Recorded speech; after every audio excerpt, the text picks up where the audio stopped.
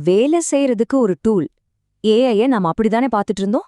ஆனா இப்போ ஒரு ஆச்சரியமான விஷயம் நடந்துகிட்டு இருக்கு. ஹார்வர்ட் பிசினஸ் ரிவ்யூவோட ஒரு ஆய்வு என்ன சொல்லுதுன்னா, ஏஐ இப்போ வெறும் ஒரு கருவி மட்டும் இல்ல, நம்மள பலருக்கு அது ஒரு ரகசிய ஆலோசகர், ஒரு நம்பிக்கைக்குரிய நண்பனா மாறிக்கிட்டு வருதாம். இந்த ஆச்சரியமான உறவுல மறைஞ்சிருக்கிற ஆபத்துகளை பத்தி தான் நாம இன்னைக்கு ரொம்ப ஆழமா பார்க்க போறோம். நாம பேச போற இந்த எல்லா விஷயத்துக்கும் ஆதாரம் ஹார்வர்ட் பிசினஸ் ரிவ்யூல வெளியான இந்த கட்டுரை தான். இதோட தலைப்பே பாருங்க, ஊழியர்கள் தனிப்பட்ட ஆதரவுக்கு ஏஐய சார்ந்திருப்பது ஆபத்தானதுன்னு ஒரு எச்சரிக்கையோட தான் ஆரம்பிக்குது. வாங்க, இந்த கட்டுரையில என்னதான் சொல்றாங்கன்னு நாம ஆழமா அலசி ஆராயலாம். இங்கேதான் ஒரு பெரிய முரண்பாடே ஆரம்பிக்குது. ஒரு நிமிஷம் யோசிச்சு பாருங்க, ஏஐ நம்மளோட ஒர்க் ஃப்ரெண்டா இருந்தா ஆஃபீஸ்ல நம்ம தனிமை குறையணும் தானே? ஆனா ஆய்வு முடிவுகள் அப்படியே உள்டாவா இருக்கு. ஏஐ கூட பேசுறது அதிகமாக நம்ம தனிமையும் அதிகமாகுது. ஏன் இப்படி நடக்குது?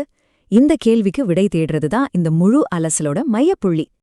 இந்த சிக்கலான விஷயத்த ரொம்ப தெளிவா புரிஞ்சுக்க நம்ம பயணத்தை 5 பகுதிகளா பிரிச்சுக்கலாம். முதல்ல ஏஐ எப்படி ஒரு நண்பர் மாதிரி பார்க்கப்படுதுன்னு பார்க்கலாம். அப்புறம் இந்த நட்புக்காக நாம கொடுக்கிற மறைமுக விலை என்ன, அதனால வர எச்சரிக்கை அறிகுறிகள் என்னென்னு அலசுவோம். கடைசியா இந்த பிரச்சனைக்கு ஒரு தீர்வு இருக்கா? கண்டிப்பா இருக்கு. ஒரு 5 படி செயல் திட்டத்தையும் அதை உங்க டீம்ல எப்படி கொண்டு வரதுன்னு நம்ம ரொம்ப விரிவாக பார்க்க போறோம். சரி வாங்க, முதல் பகுதிக்குள்ள போலாம். இந்த நம்பரை கொஞ்சம் கவனிங்க. 74%. அதாவது ஆய்வுல கலந்துகிட்ட 4ல 3 பேரு ஏதோ ஒரு விதமான சமூக ஆதரவுக்காக ஏஐய பயன்படுத்துறாங்களாம். யோசிச்சு பாருங்க, இது எவ்ளோ பெரிய நம்பர். சரி, எதுக்கெல்லாம் அவங்க ஏஐயா ஒரு நண்பன் மாதிரி தேடி போறாங்க தெரியுமா? இதோ இங்க பாருங்க, 64% பேர் அவங்களோட கெரியர் டெவலப்மெண்ட்டுக்காக ஏஐ கிட்ட ஐடியா கேக்குறாங்க.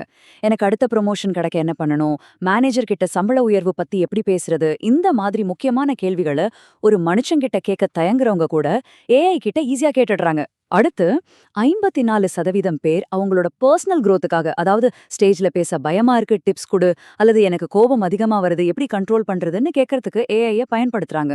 ஆனா உண்மையான ஆச்சரியம் இங்கதான் ஆரம்பிக்குது. சரி பாதி பேர், அதாவது 50% பேர் ஏஐய ஒரு ஃப்ரெண்டா பாக்குறாங்க. அதைவிட அதிர்ச்சியான விஷயம் என்னன்னா, 35% பேர் அவங்களோட மன அழுத்தத்தை பகிர்ந்துக்க, அதாவது எமோஷனல் சப்போர்ட்டுக்காக ஏஐ கிட்ட பேசுறாங்க.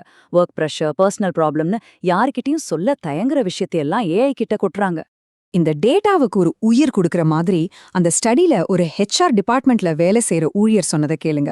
வேலையில ஏஐ தான் என்னோட பெஸ்ட் ஃப்ரெண்ட். இது எவ்வளோ ஆழமான வார்த்தை பாருங்க. குறிப்பா மனுஷங்களோட உறவுகளை நிர்வகிக்கிற ஒரு ஹெச்ஆர் துறையில இருக்கிறவரே இப்படி சொல்லும்போது, இந்த உறவு வெறும் கேள்வி பதிலுங்கிறத தாண்டி ஒரு உணர்வு பூர்வமான இணைப்பா மாறிட்டு வர்றத நம்மால புரிஞ்சுக்க முடியுது.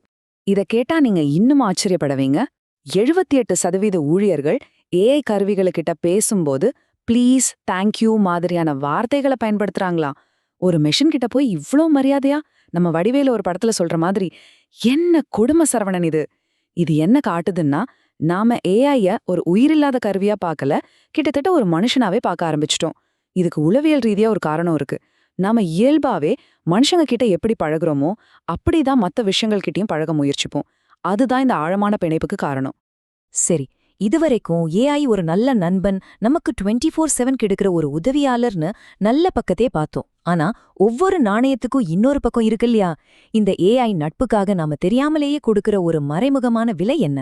வாங்க, அந்த அதிர்ச்சியான மறுபக்கத்தை இப்ப பார்க்கலாம். இதான் அந்த அதிர்ச்சியான முரண்பாடு. ஏஐ கிட்ட இருந்து சப்போர்ட் வாங்குற ஊழியர்கள்ல 52% பேர், அதாவது சரி பாதிக்கும் மேல, அவங்க ஆபீஸ்ல ரொம்ப தனிமையா உணர்றதா சொல்லியிருக்காங்க. ஒரு நிமிஷம் யோசிச்சு பாருங்க. ஏஐ கிட்ட இவ்ளோ நேரம் பேசியும் தனிமை அதிகமாகுதுன்னா என்ன அர்த்தம்? ரொம்ப சிம்பிள்.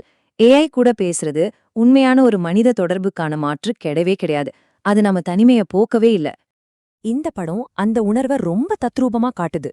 பாருங்க, சுத்தி என்ன நடந்தாலும் அந்த நபர் ஒரு தனி உலகத்துல, ஒரு பபுள்குள்ள இருக்கிற மாதிரி ஃபீல் பண்றாங்க. இதுதான் நிஜத்திலயும் நடக்குது.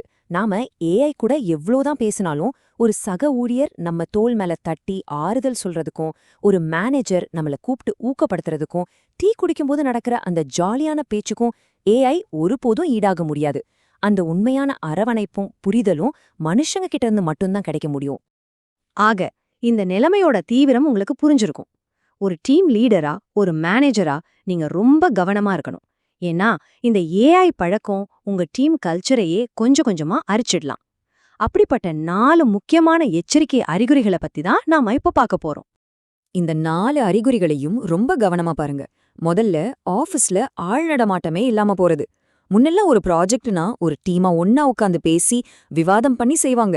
இப்போ ஒவ்வொருத்தரும் ஏஐ உதவியோட தனியாவே வேலையை முடிச்சிடுறதால அந்த டீம் ஸ்பிரிட், அந்த மனித உரையாடல்கள் எல்லாம் குறைஞ்சு போகுது. 2வது, சமூக திறன்கள் குறையறது. ஒரு சக ஊழியர்கிட்ட இருக்கிற கருத்து வேறுபாட்ட எப்படி நாகரிகமா பேசி தீர்க்கிறது, இது ஒரு முக்கியமான ஸ்கில். ஆனா ஏஐ கிட்ட ஐடியா கேட்டுட்டு நேரடி பேச்சை தவிர்க்கும்போது அந்த ஸ்கில் கொஞ்சம் கொஞ்சமா மழுங்கி போயிடும். 3வதா, நம்பிக்கை சிதைஞ்சு போறது. ஒரு டவுட்னா பக்கத்துல இருக்கிற சீனியர் கிட்ட கேட்கறதுக்கு பதிலா ஏஐ கிட்ட கேட்க ஆரம்பிச்சா அந்த பரஸ்பர உதவி, நம்பிக்கை மேல உருவாகுற அந்த டீம் பாண்டிங் எப்படி உருவாகும்? கடைசியா, இது ஒரு போலி நட்பை உருவாக்குது. ஏஐ எவ்வளவுதான் ஆறுதலா பேசினாலும் அது ஒரு அல்காரிதம்னு நம்ம ஆழ்மனசுக்கு தெரியும். இந்த உணர்வு நம்மள இன்னும் ஆழமான ஒரு தனிமைக்குள்ள தள்ளிடும். சரி, பிரச்சனைகளை பத்தி எல்லாம் பேசிட்டோம். இப்போ தீர்வுக்கு வருவோம். இதுதான் இந்த விளக்கத்தோட மிக மிக முக்கியமான பகுதி. இந்த சிக்கலை சமாளிக்க தலைவர்களுக்கும் மேனேஜர்களுக்குமான ஒரு தெளிவான 5 ஸ்டெப்லான நிபுணர்கள் சொல்றாங்க. நம்ம டெக்னாலஜிய ஒதுக்க போறதில்ல, ஆனா அதே சமயம் மனித தொடர்புக்கு எப்படி முதலிடம் கொடுக்கறதுன்னு இந்த திட்டம் நமக்கு தெளிவா கத்துக் கொடுக்கும். இந்த 5 படி செயல் திட்டம் தான் நம்மளோட வழிகாட்டி. படி 1, மானிட்டர் பண்ணணும். முதல்ல ஏஐ நம்ம டீமோட சமூக உறவுகள்ல என்ன தாக்கத்தை ஏற்படுத்துதுன்னு தொடர்ந்து கண்காணிக்கணும். படி 2, வழிகாட்டுதல். எதுக்கெல்லாம் ஏஐ யூஸ் பண்ணலாம், எப்போ கண்டிப்பா சக ஊழியர்கள்கிட்ட தான் பேசணும்னு தெளிவான ரூல்ஸ் போடணும். படி 3, டிசைன் பண்ணணும். ஏஐய ஒரு மாற்று வழியா பார்க்காம மனுஷங்கள ஒன்னு சேர்க்கிற ஒரு பாலமா வடிவமைக்கணும். படி 4, ஏற்பாடு செய்யணும். ஏஐ மூலமா மிச்சமாகிற நேரத்தை டீம் லஞ்ச், டீம் அவுட்டிங்னு மனித பிணைப்பை வலுப்படுத்த பயன்படுத்துங்க. படி 5, பயிற்சி கொடுக்கணும். கடைசியா, ஏஐயை எப்படி ஆரோக்கியமா பயன்படுத்துறது, அதோட லிமிட்ஸ் என்னன்னு ஊழியர்களுக்கு முறையான பயிற்சி கொடுக்கணும். வாங்க இந்த 5 படிகளையும் இன்னும் கொஞ்சம் விரிவா பார்க்கலாம். முதல் படி, கண்காணிக்கிறது. ஒரு மேனேஜரா நீங்க ஒரு ஹெல்த் செக்அப் பண்ற மாதிரி உங்க டீமோட சோஷியல் ஹெல்த்தை செக் பண்ணணும். அதுக்கு ஒரு செக்லிஸ்ட் வச்சுக்கலாம். உங்க டீம் எவ்ளோ ஒற்றுமையா இருக்கு, யாருக்காவது தனிமையா இருக்கிற மாதிரி ஃபீல் இருக்கான்னு அப்பப்போ சர்வே நடத்துங்க. வெறும் நம்பர்ஸை மட்டும் பார்க்காம ஃபோக்கஸ் குரூப் மீட்டிங்ஸ் நடத்தி அவங்க அனுபவங்களை காது கொடுத்து கேளுங்க. யார் யார் கூட அதிகமா பேசுறாங்க, டீமா சேர்ந்து வேலை செய்யறது குறைஞ்சிருக்கான டேட்டாவை வச்சு அனலைஸ் பண்ணுங்க. ரொம்ப முக்கியமா, அந்த டீ பிரேக்ல, லஞ்ச் டைம்ல நடக்கிற ஜாலியான அரட்டைகள் குறைஞ்சிருக்கான்னு பாருங்க. ஒரு ஆஃபீஸ் உயிர்ப்போடு இருக்கிறதுக்கு அதுதான் முக்கியமான அடையாளம். அடுத்து 2வது படி, தெளிவான ரூல்ஸ் போடுறது. உதாரணத்துக்கு, ஒருத்தருக்கு ஃபீட்பேக் கொடுக்கறது, 2 பேருக்கு நடுவுல இருக்கிற பிரச்சனையை தீர்த்து வைக்கிறது மாதிரியான முக்கியமான உரையாடல்களை எப்பவுமே ஏஐ கிட்ட ஒப்படைக்க கூடாது. இதெல்லாம் மனுஷங்க மட்டும் பேச வேண்டிய ஏரியா. இப்போ ரொம்ப ரொம்ப முக்கியமான 3வது படிக்க வருவோம். ஏஐய நம்ம எப்படி பயன்படுத்துறோங்கிறதுல தான் எல்லா விஷயமும் இருக்கு. இந்த ஒப்பீட்டை பாருங்க. இடது பக்கம், பிரியாவுக்கு ஒரு இமெயில் எழுதன்னு கேட்டா ஏஐ எழுதி தந்துரும். அதோட வேலை முடிஞ்சிருது. மனித தொடர்பும் அங்க துண்டிக்கப்படுது. ஆனா வலது பக்கம் பாருங்க, பிரியாவுக்கு இமெயில் எழுத உதவு, அவகிட்ட என்னென்ன கேள்விகள் கேட்கலான்னு கேட்கும்போது ஏஐ உங்களை யோசிக்க வைக்குது. இன்னும் ஒரு படி மேல போய், இந்த விஷயத்த பிரியா நல்லா ஹேண்டில் பண்ணுவாங்க, நான் உங்களுக்கு அவங்கள இன்ட்ரடியூஸ் பண்ணிட்டுமான்னு ஏஐ கேட்குற மாதிரி நாம் அதை டிசைன் பண்ணலாம். இதுதான் ஏஐயும் ஒரு மாற்றா பார்க்காம மனுஷங்களை இணைக்கிற ஒரு கருவியா பயன்படுத்துறது. 4வது படி, சமூக நடவடிக்கைகள். ஏஐ மூலமா மிச்சமாகிற நேரத்தை வச்சு எல்லோருக்கும் சௌகரியமான ஒரு நாள்ல டீம் லஞ்ச்க்கு ஏற்பாடு பண்ணுன்னு ஏஐ கிட்ட கேட்கலாம்.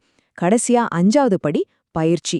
ஏஐயோட நல்லது கெட்டது 2யும் பத்தி உங்க டீமுக்கு தெளிவா எடுத்து சொல்லுங்க. இப்போ நாம பார்த்த இந்த தீர்வுகளை எல்லாம் எப்படி நடைமுறைக்கு கொண்டு வரது? அதுக்கு ஒரு நேரடியான வழிதான் இது. உங்க டீம் கூட ஒன்னா உட்கார்ந்து ஒரு ஏஐ ஒப்பந்தத்தை உருவாக்குறது. இத செய்ய நீங்க ஒரு ஒர்க் ஷாப் மாதிரி ஏற்பாடு செய்யலாம். அந்த உரையாடலை எப்படி ஆரம்பிக்கலாம்? உங்க டீம் கூட ஒரு மீட்டிங் போட்டு இந்த 4 கேள்விகளை வச்சு ஒரு விவாதம் நடத்துங்க. முதல் கேள்வி, நம்மளோட மனித எல்லைகள் எது? அதாவது கோச்சிங் கொடுக்கறது, கருத்து வேறுபாடுகளை தீர்க்கிறது மாதிரி எந்தெந்த விஷயங்கள்ல கண்டிப்பா மனுஷங்க தான் தலையிடணும், அதை ஒரு விதியாவே உருவாக்குவோம். 2வது கேள்வி, ஏஐயை எப்படி ஒரு பாலமா பயன்படுத்தலாம்? நம்ம டீம்ல ஒருத்தருக்கு ஒருத்தர் உதவி செஞ்சுக்க ஏஐ எப்படி நமக்கு உதவலாம்? அதுக்கான ப்ராம்ப்ட்களை எப்படி உருவாக்கலாம்? 3வது கேள்வி, மிச்சமாகிற நேரத்தை என்ன பண்ணலாம்? ஏஐ மூலமா நமக்கு கிடைக்கிற கூடுதல் நேரத்தை நம்ம டீம் பாண்டிங்கை வலுப்படுத்த எப்படி பயன்படுத்தலாம்? 4வது கேள்வி, நம்மளோட எச்சரிக்கை அறிகுறிகள் என்ன? நம்ம டீம்ல லஞ்ச் டைம்ல யாரும் பேசிக்காம இருந்தா, இல்ல எல்லோரும் ஹெட்ஃபோன்ல மூழ்கி இருந்தா அதை ஒரு எச்சரிக்கை அறிகுறியா எடுத்துக்கலாமா? இத பத்தின ஒரு தெளிவான புரிதலுக்கு வர்றது ரொம்ப முக்கியம். இறுதியா உங்ககிட்ட நான் கேட்க விரும்புற கேள்வி இதுதான். ஏஐங்கிறது இனிமே தவிர்க்க முடியாத ஒரு டெக்னாலஜி. அது நம்ம வேலையில ஒரு நிரந்தர துணையா மாறப்போகுது. அப்படிப்பட்ட ஒரு சூழல்ல மனுஷங்களுக்கு மட்டுமே உரித்தான அந்த அன்பு, கருணை, நம்பிக்கை, ஒருத்தர் புரிஞ்சுக்கிறது மாதிரியான குணங்களை நாம எப்படி பாதுகாக்க போறோம்? இந்த தேர்வு நம்ம ஒவ்வொருத்தர் கையிலயும், குறிப்பா தலைவர்கள் கையிலும் தான் இருக்கு. இந்த ஆழமான பகுப்பாய்விற்கான உள்ளடக்கம் ஹார்வர்ட் பிசினஸ் ரிவ்யூ இதழிலிருந்து எடுக்கப்பட்டது. இதற்காக அதன் ஆசிரியர்களான கான்ஸ்டன்ஸ் நூனன் ஹார்ட்லி மற்றும் சாரா எல் ரைட் ஆகியோருக்கு எங்களுடைய மனமார்ந்த நன்றிகளை தெரிவித்துக் கொள்கிறோம். வணிகம் சம்பந்தமான இதுபோன்ற பல நுண்ணறிவுகளை பெற ஹார்வர்ட் பிசினஸ் ரிவ்யூ இதழை வாங்கி படிக்குமாறு நாங்கள் பரிந்துரைக்கிறோம். இந்த விளக்கம் உங்களுக்கு பயனுள்ளதா இருந்திருக்கும்னு நம்புறோம். பிடிச்சிருந்தா எங்க பிக்விக்ஸ் கன்சல்டன்சி யூடியூப் சேனலுக்கு சப்ஸ்கிரைப் செஞ்சு அந்த பெல் பட்டனையும் கிளிக் பண்ணிடுங்க. இந்த வீடியோவை லைக் பண்ணி உங்க கருத்துக்களை கீழே கமெண்ட்ல சொல்லுங்க. அடுத்ததா நாங்கள் எந்த தலைப்பை பத்தி விளக்கணும்னு நீங்க விரும்பினாலும் சொல்லலாம். இந்த இணைப்பை உங்க நண்பர்கள், உறவினர்கள் மற்றும் வாடிக்கையாளர்களுக்கும் பகிர்ந்துக்கோங்க. நீங்க எங்களுக்கு ஆதரவளிக்க விரும்புனா இந்த இணைப்பை உங்க வாட்ஸ்அப் ஸ்டேட்டஸா வைக்கிறது எங்களுக்கு ஒரு பெரிய ஊக்கமா இருக்கும். இந்த விளக்கத்தை முடிக்கிறதுக்கு முன்னாடி எங்க சார்பா ஒரு தனிப்பட்ட வேண்டுகோள். தயவு செஞ்சு உங்க குடும்ப உறுப்பினர்களோட, குறிப்பா உங்க குழந்தைங்களோட தினமும் டின்னர் சாப்பிடும்போது நிதி சம்பந்தமான விஷயங்களை பேசுங்க. அப்போதான் உங்க குடும்பத்தோட நிதி நிலைமையை மேம்படுத்த முடியும். உங்க கடின உழைப்பையும் பணத்தோட மதிப்பையும் அவங்களுக்கு கத்துக் கொடுங்க. ஒழுக்கம், விசுவாசம், மரியாதை மாதிரியான நல்ல குணங்களை வளர்க்க உதவுங்க. ஒரு வலுவான குடும்பம்தான் ஒரு சிறந்த சமூகத்தை உருவாக்கும். இந்த விளக்கத்தை பார்த்ததுக்கு மிக்க நன்றி.